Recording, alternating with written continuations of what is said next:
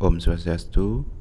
Perkenalkan, saya Putu Yudiantara dari baliwisdom.com. Dan pada kesempatan ini saya ingin sharing mengenai salah satu topik yang sangat populer sekaligus sangat kontroversial, bukan hanya di mata para semeton Bali, tetapi sampai keluar Bali, bahkan sampai ke luar negeri. Salah satu topik yang membuat Bali ini terkenal yaitu topik mengenai leak. Nah, berbicara mengenai leak, yang lebih banyak kita dengarkan sebenarnya adalah isunya, bukan ilmunya. Mungkin jika kita berbicara pada 10 orang Bali, hampir 10-10-nya itu pasti pernah mendengar tentang leak.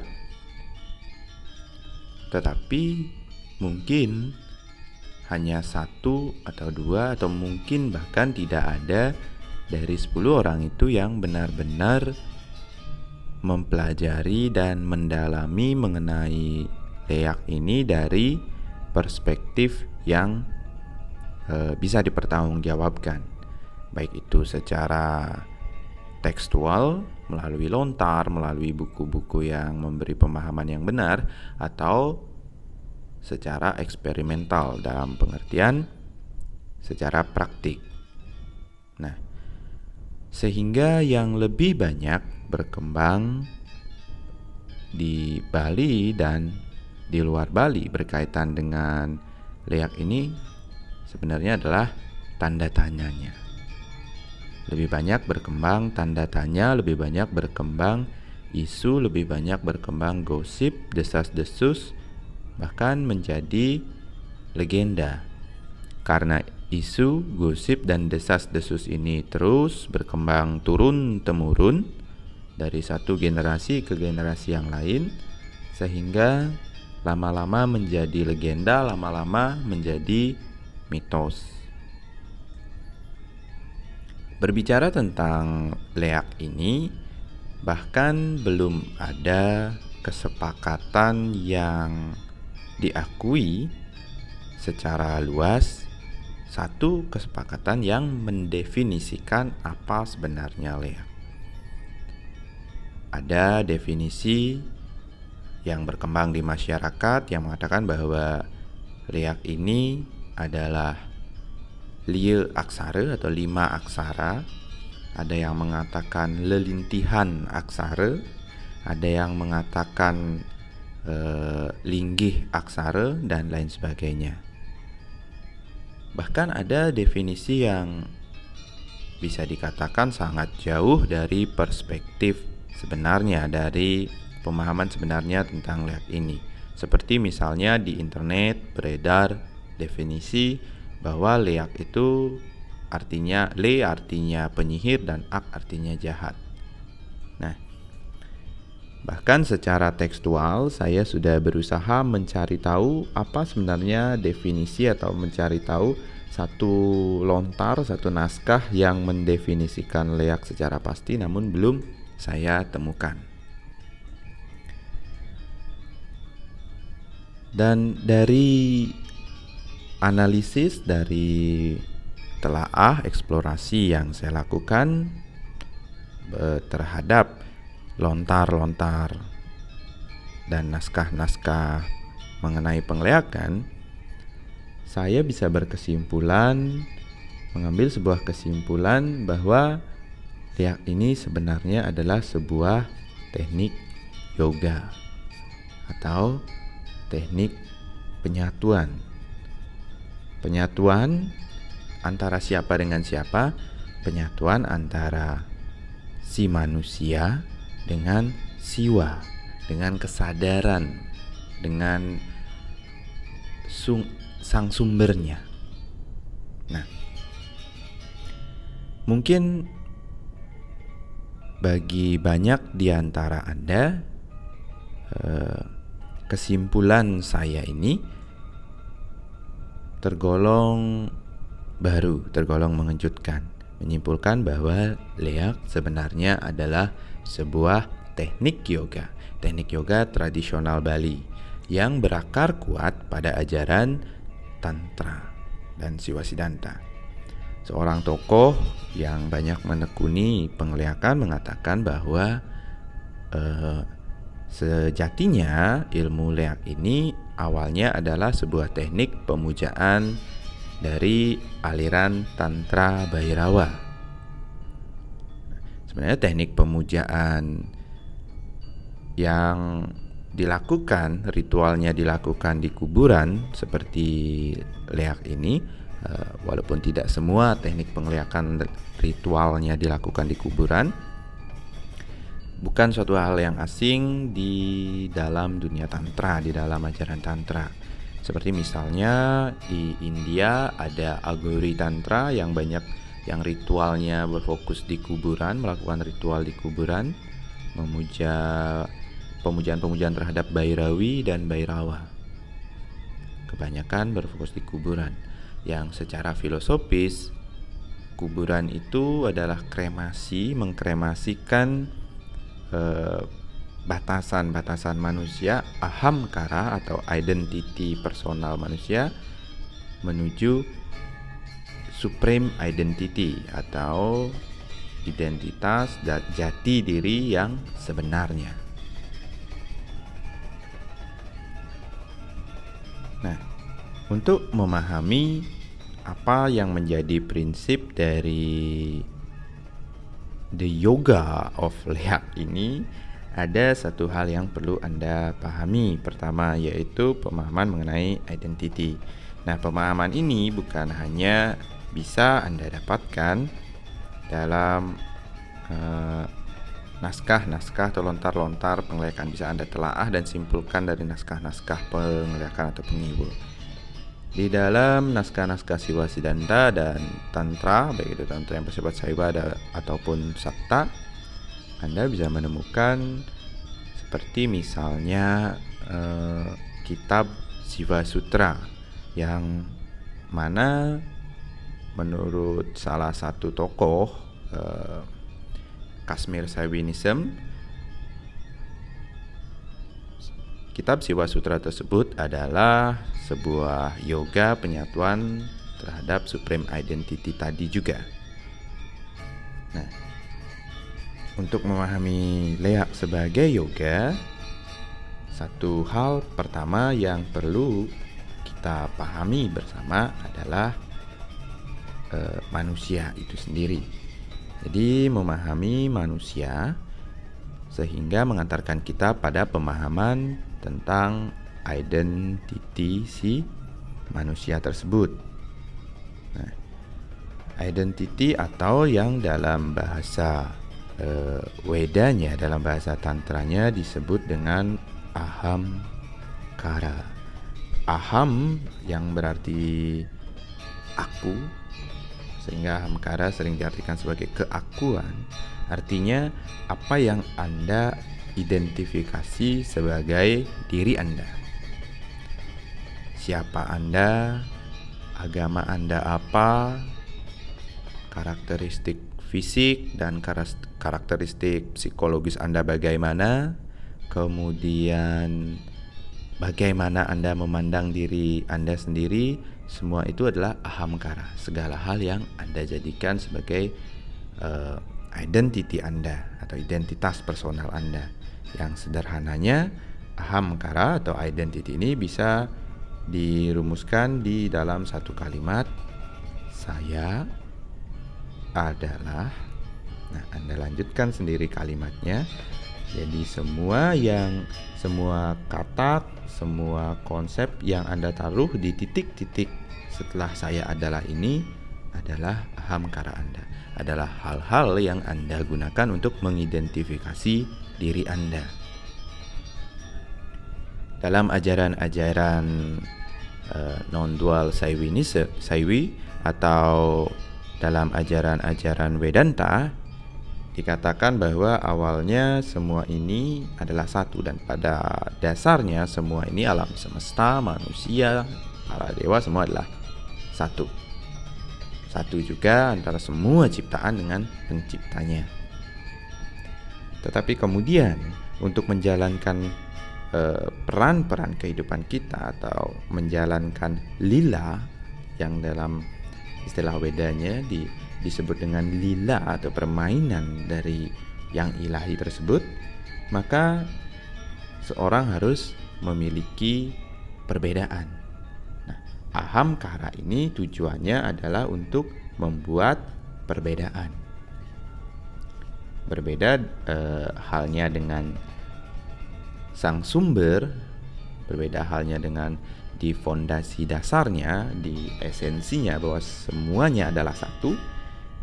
Ahamkara atau identity ini bertujuan membentuk perbedaan. Nah, sehingga satu orang dengan orang lain berbeda. Si A dengan si B berbeda. Berbeda pula dengan si C.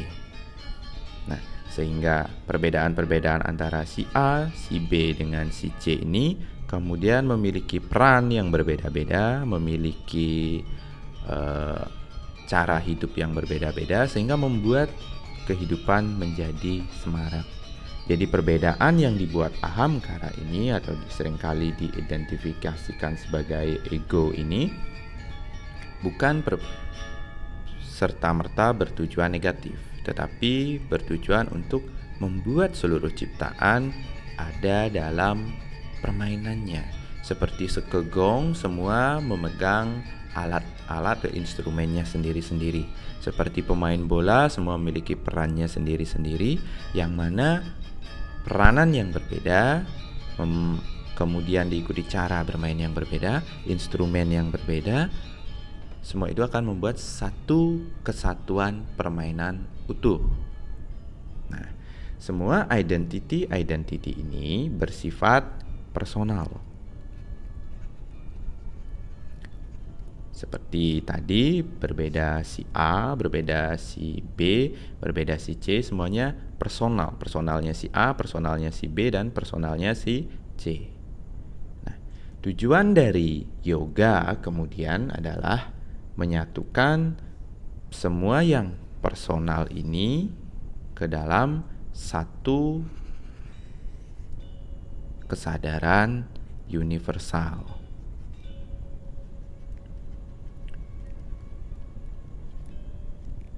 Membuat identity atau ahamkara ini yang sifatnya personal menjadi universal.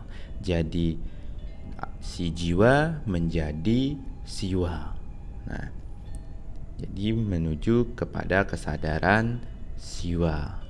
Ya, siwa atau kesadaran jika meminjam konsep dan istilah-istilah dari kitab Siwa Sutra dan Kashmir Shaivism.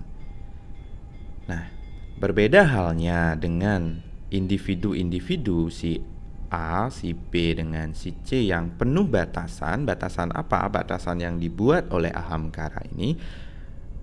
Kesadaran universal, kesadaran ilahi, siwa ini bersifat tidak terbatas. Nah, batasan-batasan personal juga seringkali juga diciptakan oleh cita atau memori yang dimiliki oleh masing-masing person ini.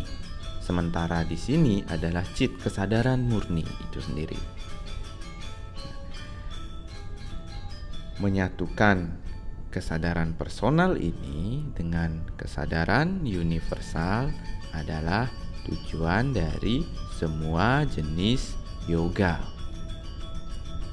Baik itu tantra yoga, raja yoga, karma yoga, jnana yoga, semua ingin mencapai kesadaran universal ini. Dan dari personal ke universal. Nah, demikian pula halnya dengan ilmu leak. Ilmu leak ini pun memiliki tujuan untuk mentransformasikan manusia dari kesadaran personal kepada menuju kesadaran universal. Caranya bagaimana? Caranya adalah melalui berbagai pengalaman transpersonal. Berbagai praktik atau ritual yang membawa pada pengalaman transpersonal. Nah, kata transpersonal ini dibangun oleh dua kata, yaitu trans dan personal, di mana melampaui artinya melampaui diri sendiri, melampaui batasan-batasan yang dibuat oleh ahamkara. Seringkali manusia juga mengidentifikasikan dirinya dengan batasan-batasan yang kemudian memenjarakan dan mengungkungnya. Contohnya saat seseorang mengidentifikasikan dirinya sebagai makhluk yang lemah, makhluk yang tidak berdaya, tidak mampu melakukan apa-apa dan lain sebagainya. Sehingga kalimat saya adalahnya di sini diisi kemudian saya adalah seorang pecundang, saya adalah manusia yang gagal, saya adalah orang yang tidak mampu melakukan apapun, saya adalah orang yang tidak akan pernah sukses, saya adalah orang yang tidak akan pernah mencapai yang saya inginkan dan lain sebagainya. Semuanya karena identifikasi diri atau ahamkara dilekatkan kepada batasan-batasan yang mengungkung tadi, seperti kelemahan, kekalahan, kegagalan, dan lain sebagainya. Nah, di tahap awal melalui ilmu leak ini, seorang dibawa untuk melampaui semua batasan-batasan tersebut, sehingga secara perlahan dia akan benar-benar melampaui semuanya. Nah, di awal pembuktian atas melampaui batasan ini dicapai misalnya dengan berbagai pengalaman yang berkaitan dengan power. Sehingga ilmu leak ini sebagaimana juga Kundalini Yoga sejatinya adalah the yoga of power. Yoga yang tujuannya menginternalisasikan dan mengeksplorasi dan memanfaatkan energi tak terbatas untuk berbagai tujuan. Tujuannya apa? Mulai dari Jagadhita sampai pada Moksardham. Jagadhita artinya kebahagiaan selama Anda ada di dunia ini, atau hita selama Anda ada di jagat ini. Kebahagiaan itu misalnya dengan tercapainya semua yang Anda inginkan, outcome dalam hidup Anda, mencapai semua yang menjadi goal yang Anda tetapkan, sampai pada Moksardham atau peningkatan kesadaran spiritual. Itu dicapai dengan power atau dengan berbagai energi, dengan kekuasaan. Awalnya mungkin Anda hanya ada di sebuah box kecil. Ini menjadi batas yang Anda pasang untuk diri Anda sendiri, baik secara sadar maupun tidak sadar. Batas yang menentukan apa yang bisa Anda lakukan atau tidak bisa Anda lakukan, batas yang menentukan apa yang mampu Anda lakukan dan tidak mampu Anda lakukan, batas yang menentukan apa yang mampu Anda capai dan tidak mampu Anda capai, semua ditentukan oleh batasan-batasan yang ditentukan oleh ahamkara atau identity, atau oleh apa Anda atau dengan apa Anda mengidentifikasi diri Anda. Nah, kemudian secara perlahan batasan ini Anda perlebar. Terus Anda perlebar seiring proses, lama-kelamaan Anda luaskan batasannya sedikit demi sedikit, sehingga Anda melampaui apa yang tadinya tidak Anda anggap tidak bisa Anda lakukan menjadi mulai bisa Anda lakukan, lalu lama-lama terbiasa Anda lakukan. Apa yang tadinya Anda anggap tidak mampu Anda lakukan jadi mampu Anda lakukan. Apa yang tidak mampu Anda capai jadi mampu Anda capai. Sebagai contoh misalnya tadinya Anda sakit dan hanya bisa berobat kepada orang yang Anda mampu mengobati. Lama-lama Anda belajar untuk mampu menggunakan energi atau power tadi untuk mengobati diri sendiri. Nah, tadinya Anda negatifnya misalnya, tadinya Anda tidak mampu untuk berjualan yang laris, lalu Anda memanfaatkan energi untuk membuat penglaris, lama-lama jualan Anda laris. Lalu Anda mendapatkan banyak keuntungan sehingga Anda bisa mencapai banyak kebahagiaan, mencapai banyak hal dengan memanfaatkan uang yang telah Anda dapatkan. Jadi lama-kelamaan batasan-batasan tersebut meluas sehingga pada ujungnya nanti identitas yang sifatnya personal ini semakin mengalami transformasi dengan pengalaman transpersonal sehingga menjadi universal atau menjadi siwa itu sendiri. Nah, ini kesadaran universal atau siwa ini mungkin terdengar jauh seperti juga Moksartam ini, sehingga banyak orang belajar penglihatan itu melihat hanya goal yang dekat, yaitu Jagatita, tercapainya berbagai tujuan-tujuan selama hidup ini sebagai manusia biasa ini.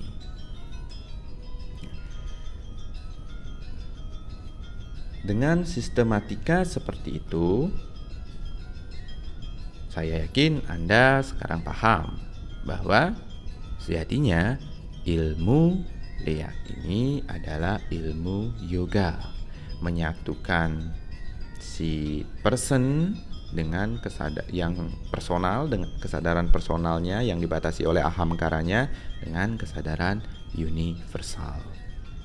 Caranya bagaimana?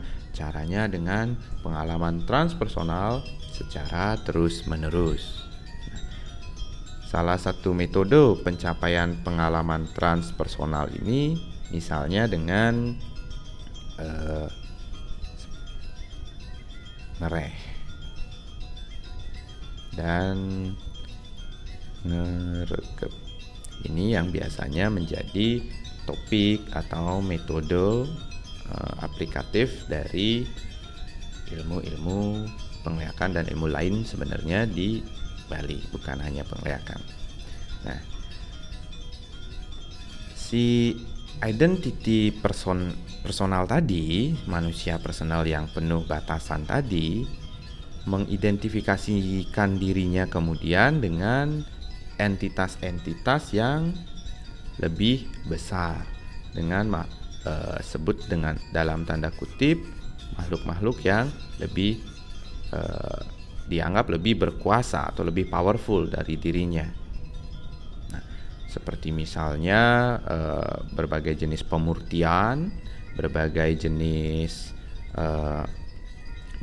pemurtian ini tujuannya adalah mengidentifikasikan satu sosok atau entitas tertentu dengan sosok atau entitas Anda atau diri Anda sendiri, sehingga power, karakteristik, dan sensasi dari entitas yang diregep ini akan kemudian Anda rasakan. Jadi berbagai jenis pemurtian, misalnya hidup aku marupa sang yang apa dengan karakteristik seperti ini. Nah, seperti itu biasanya yang tertuang dalam mantra-mantra penglihatan. Jadi Anda menganalogikan diri seolah Anda turun dari surga, kemudian semua orang menyembah Anda, semua orang tunduk pada Anda, dan bukan cuma semua orang, para dewa, para buta kala, semuanya menyembah Anda. Nah, Anda mendapatkan sensasi yang penuh power atau penuh energi akibat dari sosok yang diregep ini. Teknik ini secara modernnya dalam NLP atau Neuro Linguistic Programming dikenal sebagai DTI, Deep Trance Identification, atau yang lebih mudahnya adalah modeling, yang lebih populernya adalah modeling. Nah, teknik warisan dari leluhur Pulau Dewata yang umurnya sudah ribuan tahun ini pada tahun 1970-an diadopsi oleh para pengembang DTI atau modeling dalam NLP. Jadi apanya yang berubah? Apakah Anda berubah wujud? Nah, ini yang juga seringkali menjadi salah satu kesalahpahaman di dalam masyarakat mengenai leak ini. Jadi ya, belajar ngeliak biar bisa jadi Garuda emas, biar bisa berubah jadi motor, biar bisa berubah jadi mobil, biar bisa berubah jadi celuluk dan lain sebagainya. Nah, itu kembali hanya isu. Yang sebenarnya terjadi adalah, sekali lagi, yang terjadi menurut pemahaman saya, jadi Anda bebas juga menyimpulkan sendiri, tetapi yang terjadi menurut pemahaman saya berdasarkan puluhan, belasan teks Penghiwo yang saya telaah, bukan berubah secara wujud kasat mata, tetapi secara energi. Walaupun kemudian nanti sebaran energi yang diregep itu dirasakan keluar dan termaterialisasikan sehingga dilihat oleh orang yang lewat sebagai sosok-sosok tertentu. Nah, tetapi berubah wujudnya di sini tidak seperti yang Anda saksikan di film-film. Lebih pada sosoknya memang sudah ada, lalu ini disatukan atau diinternalisasikan dengan diri si praktisi penglihatan tersebut, lalu dia sepenuhnya merasakan dirinya adalah sosok yang diidentifikasi ini. Nah, tergantung sekarang jenis penglihatannya entah apa, nah sosoknya akan seperti itu. Getaran vibrasinya akan mengikuti si sosok ini karena sekali lagi tiap sosok punya power, punya karakteristik, punya sensasi energi yang berbeda, beda satu dengan yang lain. Ini yang kemudian diinternalisasi, lalu sebaran vibrasi energinya dirasakan keluar. Nah, banyak hasil penelitian ilmiah yang mendukung atau bisa menjelaskan bagaimana dengan hanya membayangkan, memvisualisasikan diri sebagai satu sosok kemudian benar-benar mempengaruhi kondisi Anda. Jadi secara psikologis bisa dijelaskan bagaimana secara psikologis Anda tertransformasikan, konsep diri Anda, identity Anda mulai berubah, batasan-batasan Anda mulai memperlebar, dan secara fisika kuantum ada penjelasan mengenai energi yang bisa menjelaskan bagaimana sebuah entitas yang diinternalisasi ini kemudian bisa menjadi sosok real yang dilihat oleh orang lain. Tetapi tidak akan kita bahas secara mendetail. Anda bisa mengikuti penjelasan-penjelasannya di artikel-artikel baliwisdom.com. Nah, Anda bisa baca-baca jika Anda memang tertarik dengan topik ini. Tetapi kemudian yang menjadi tujuan pembahasan saya kali ini mengenai leak ini adalah bagaimana merubah perspektif kita tentang leak yang tadinya dipenuhi dengan berbagai kesan negatif, kemudian sekarang bisa melihat secara lebih jernih dari perspektif yang lain, yaitu dari perspektif yoga, bahwa leak ini pun adalah sebuah teknik penyatuan antara si manusia atau identity yang terbatas ini dengan kesadaran universal. Nah, si manusia ini biasanya juga saya, Anda, kita semua punya ista dewata, dewata yang disembah. Kita punya belief, kita punya mindset yang mengungkung kita. Jadi kita hidup juga dalam batasan-batasan mindset kita. yang salah satunya mindset tersebut dibentuk oleh identitas spiritual kita. Jadi saya adalah Bhakta Sri Ganesha, saya adalah Bhakta Siwa dan lain sebagainya. Itu pun adalah batasan. Nah, dengan ilmu leak ini, dengan praktik pengeleakan ini, batasan spiritual itu pun dilampaui. Itulah kenapa dalam banyak mantra dikatakan bahwa Dewa tinembah ring aku, bahwa dewa-dewa menyembah dia. Dia bukan lagi makhluk terbatas yang menyembah dewa, tapi dialah yang disembah dewa. Nah, jangan dilihat itu sebagai suatu pernyataan yang penuh kesombongan, karena itu sejatinya adalah sebuah metode untuk melampaui semua batasan ide dan semua batasan konsep dan semua batasan yang dibuat oleh ego atau pikiran atau identity atau ahamkara ini. Jadi leak tetap adalah sebuah teknik penyatuan. Demikian sharing saya kali ini berkaitan dengan leak yang kesimpulannya bisa Anda tarik sendiri, ya memang leak adalah sebuah teknik yoga tradisional Bali yang berakar kuat pada prinsip-prinsip tantra, baik itu Saiwa maupun Sakta Tantra. Jika Anda tertarik, juga ada sebuah artikel di baliwisdom.com yang menjelaskan secara lebih mendetail sebuah teknik di Raja Yoga yang dijelaskan dalam Patanjala Raja Yoga dari Maharishi Patanjali. Tekniknya namanya samyama. Jadi bagaimana menginternalisasi, berada dalam kondisi trans sepenuhnya, berada dalam kondisi flow atau transformatif sepenuhnya, dan bagaimana teknik yang sama yang dijelaskan oleh Maharishi Patanjali itu juga bisa atau ada dalam teknik-teknik pengeliakan. Nah, jadi demikian sharing kita kali ini. Dalam sharing kita berikutnya, saya akan bahas mengenai mispersepsi lain tentang pengeliakan dan nilai-nilai luhur yang sebenarnya terkandung dalam ilmu warisan leluhur ini yang bisa kita manfaatkan dalam keseharian.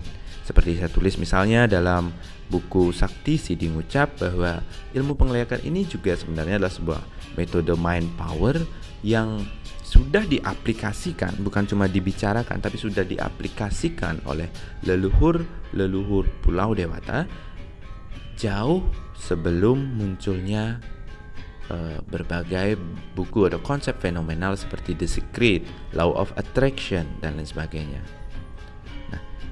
Terkandung juga dalam ilmu-ilmu ini berbagai metodologi yang sama dengan teknik-teknik prana, reiki, dan lain sebagainya. Jika saja kita mau mengeksplorasi warisan-warisan budaya leluhur kita, warisan-warisan kebijakan leluhur kita, maka kita akan menemukan banyak sekali mutiara-mutiara kebijakan yang bisa kita pakai untuk keseharian. Tentu saja, langkah pertama kita sebelum mengeksplorasi warisan-warisan kebudayaan, warisan-warisan leluhur tersebut, langkah pertamanya adalah membenahi dulu perspektif kita tentang warisan kebudayaan tersebut. Misalnya, perspektif atau kesan bahwa leak itu serem, leak itu adalah ilmu hitam, leak itu adalah ilmu negatif, dan lain sebagainya. Kalau kesan kita masih seperti itu, jangankan untuk mengeksplorasi dan mempelajari, untuk membicarakan, untuk dekat saja banyak orang sudah enggan. Padahal keengganan itu yang muncul dari berbagai perspektif keliru itu sebenarnya hanya mispersepsi. Nah, jadi sekali lagi, demikian sharing saya dari baliwisdom.com. Semoga bermanfaat untuk Anda, dan semoga Anda selalu dalam keadaan yang baik. Semoga Anda dalam keadaan yang rahayu dan damai. Om Santi Santi Santi Om.